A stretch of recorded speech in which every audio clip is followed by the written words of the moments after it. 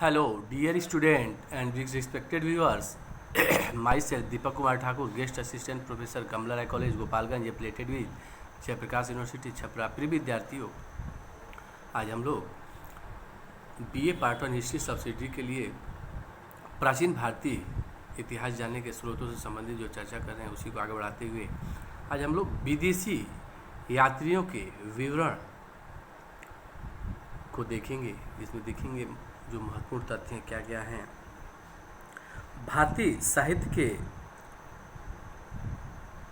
जो अध्ययन के लिए हम बहुत सारे तत्वों का अध्ययन करते हैं, उसमें हम एक महत्वपूर्ण स्रोत के रूप में विदेशी यात्रियों एवं लेखकों के विवरणों का भी उल्लेख कर सकते हैं और इन विवरणों से हमें भारतीय इतिहास के कालक्रम निर्धारण में भी बहुत ही सहायता मिला है।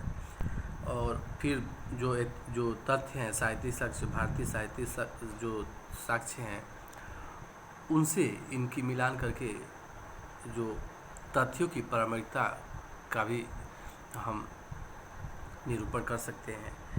इस तरह हम देखते हैं कि बहुत सारे विदेशी यात्री और लेखक भारत आए, यहाँ निवास किए और कुछ तो यहाँ के प्रत्यक्ष अनुभव तो कुछ अनुश्रुतियों के आधार पर अपने ग्रंथों को लिखे।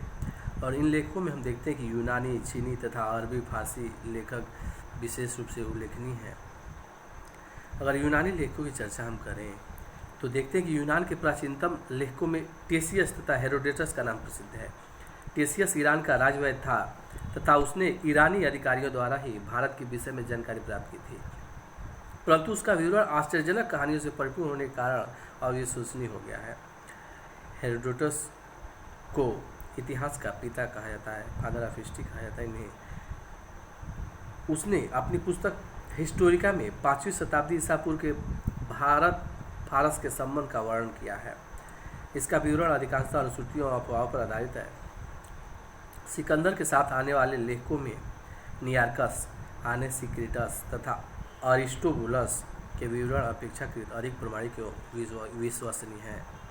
चूँकि इन लेखों का उद्देश्य अपनी रचनाओं द्वारा अपने देशवासियों को भारत के विषय में बताना था, अतः इनका वृत्तांत यथार्थ है। सिकंदर के पश्चात के लेखकों में 3 राजदूतों मेगास्थनीज, डायमेकस, डायोनीसियस के नाम का उल्लेख हमें मिलता है, जो यूनानी शासकों द्वारा पाटलिपुत्र के मौर्य शासकों के दरबार में भेजे गए थे। इनमें भी मेगास्थनीज सर्वाधिक प्रसिद्ध है। वह सेल्यूकस निकेटर का राजदूत था तथा चंद्रगुप्त मौर्य के दरबार में आया था। उसने इंडिका नामक पुस्तक में मौर्युगीन समाज एवं संस्कृति के विषय में लिखा है। यद्यपि यह पुस्तक अपने मूल रूप में उपलब्ध नहीं है, तथापि इसके कुछ अंश उदाहरण के रूप में एरियन, स्टेवो, जस्टिन आदि लेखकों की कृतियों में प्राप्त होते हैं। इंडिका वस्तुतः यूनानियों द्वारा भारत के संबंध में प्राप्त ज्ञान राशि में है सबसे अमूल्य रत्न के रूप में है। डायमेकस सीरियन नरेश एंटियोकस का राजदूत था, जो बिंदुसार के दरबार में आया था, तथा डायोनीसियस मिस्र नरेश टालमी फिलाडेल्फस का राजदूत था, जो अशोक के दरबार में आया था। अगर अन्य ग्रंथों में पेरिप्लस ऑफ द इरिथियन सी की चर्चा कर सकते हैं। पेरिप्लस ऑफ द इरिथियन सी का लेखक अज्ञात है, लेकिन इसमें बहुत सारी जो व्यापारिक गतिविधियों से संबंधित जानकारियां हैं हमें प्राप्त होती हैं। टालमी के भूगोल, प्लिनी के नेचुरल हिस्ट्री में जो प्लिनी ने नेचुरल हिस्ट्री उसका ग्रंथ है, इन सभी में भी बहुत सारे हमें ऐतिहासिक तथ्यों का पता चलता है। पेरिप्लस का जो लेखक है 80 ईस्वी के लगभग हिंद महासागर की यात्रा पर आया था। उसने अनेक बंदरगाहों और व्यापारिक वस्तु का विवरण दिया है। प्राचीन भारत के समुद्री व्यापार के ज्ञान के लिए उसका विवरण बड़ा उपयोगी है। 2वीं शताब्दी ईस्वी में टालमी ने भारत का भूगोल लिखा था। प्लिनी का जो ग्रंथ है 1वीं शताब्दी ईस्वी का है। इससे भारतीय पशुओं, पेड़ पौधों, खनिज पदार्थों आदि का ज्ञान प्राप्त होता है। अगर चीनी लेखकों की चर्चा की जाए तो प्राचीन भारतीय इतिहास के पुनर्निर्माण में चीनी यात्रियों के विवरण भी विशेष रूप से उपयोगी रहे हैं। चीनी यात्री बौद्ध मतानुयायी थे तथा भारत में बौद्ध तीर्थ स्थानों की यात्रा तथा बौद्ध धर्म के विषय में जानकारी प्राप्त करने के लिए आए थे। इनमें 4 नाम विशेष रूप से प्रसिद्ध हैं: फायान, सुंगयुन, हुएनसांग, इसिंग। फायान गुप्त नरेश चंद्रगुप्त द्वितीय विक्रमादित्य, अगर इसका काल देखें तो 375 से 415 ईस्वी है के लगभग दरबार में आया था, चंद्रगुप्त द्वितीय के दरबार में।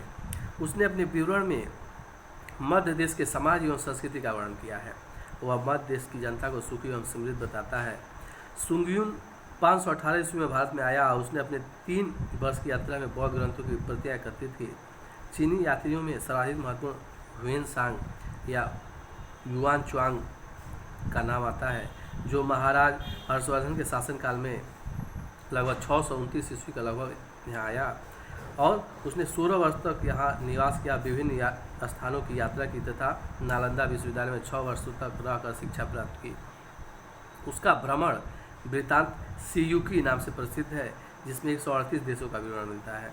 इससे हर्षकालीन भारत के समाज, धर्म तथा राजनीति पर सुंदर प्रकाश पड़ता है। उसके मित्र ह्यूली ने हुएनसांग की जीवनी लाइफ ऑफ हुएनसांग लिखी, जो हर्षकालीन भारत की दशा के ज्ञान के लिए एक प्रमुख स्रोत है। भारतीय संस्कृति के इतिहास में हुएनसांग ने महत्वपूर्ण योगदान दिया है। इसिंग 7वीं शताब्दी के अंत में भारत आया था और उसने अपने विवरण में नालंदा विश्वविद्यालय, विक्रमशिला विश्वविद्यालय तथा अपने समय के भारत की दशा का वर्णन किया है, परंतु वे हुएनसांग के समान उपयोगी नहीं है। अन्य चीनी जो लेखक में हम मातवान लिन, चाओ जुकुआ का उल्लेख कर सकते हैं। मातवा लिन के विवरण में हर्ष के पूर्वी अभियान के विषय में कुछ सूचनाएं मिलती हैं। चाओ जुकुआ चोल इतिहास के विषय में कुछ तथ्य प्रस्तुत करता है। अगर हम अरबी लेखकों की चर्चा करें तो हम देखते हैं कि अरब व्यापारियों लेखकों के विवरणों से हमें पूर्व मध्यकालीन भारत के समाज एवं संस्कृति के विषय में जानकारी प्राप्त होती है। ऐसे लेखकों में अल-बरूनी का नाम प्रसिद्ध है।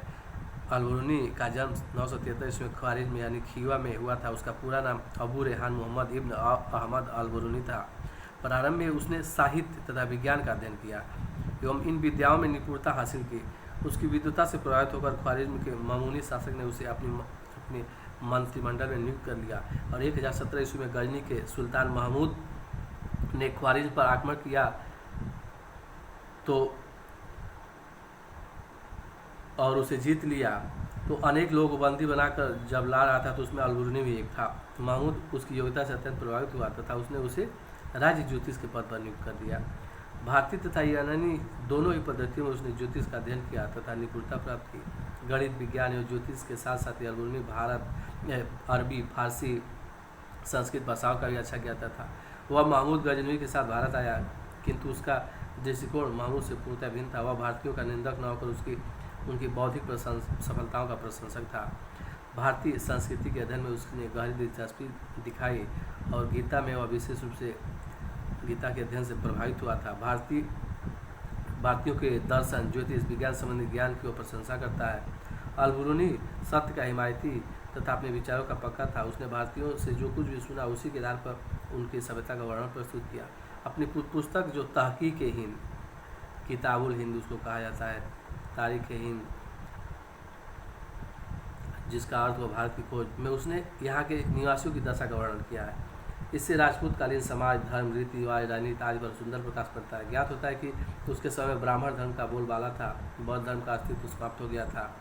अपने विवरण में वह बौद्ध धर्म का बहुत कम उल्लेख करता है। हिंदू समाज में प्रचलित वर्ण व्यवस्था का उल्लेख वह करता है, बताता है कि ब्राह्मणों को समाज में प्रतिष्ठित स्थान प्राप्त था।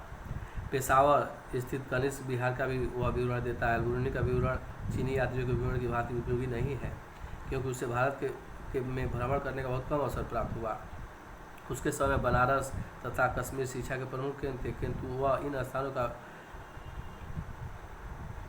का भी भ्रमण नहीं किया। अल-बरूनी के अतिरिक्त अल-बिलादुरी, सुलेमान, अल-मसूदी,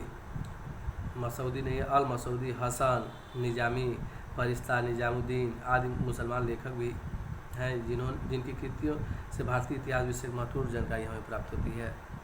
पूर्व मध्यकालीन हिंदू राजाओं की दशा के अध्ययन के लिए इनके ग्रंथ महत्वपूर्ण माने जा सकते हैं।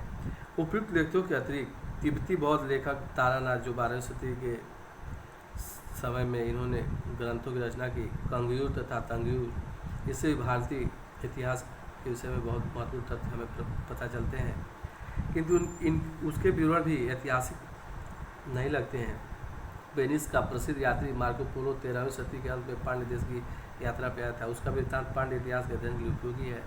इस प्रकार विभिन्न विदेशी यात्रियों के विवरणों से भारतीय जो समाज है, संस्कृति है, राजनीति है, इत्यादि के विषय में हमें महत्वपूर्ण जानकारी प्राप्त होती है। व्यापार के विषय में महत्वपूर्ण जानकारी प्राप्त होती है और इससे हम साहित्यिक जो भारतीय साहित्यिक साक्ष्यों से मिलान करके तथ्यों की पुष्टि भी कर सकते हैं, उसकी प्रामाणिकता भी निकाल सकते हैं और साथ साथ तथ्यों की जानकारी भी होती है। और इसी के साथ साथ हम इस कक्षा को समाप्त करते हैं। जय हिंद, जय भारत, धन्यवाद।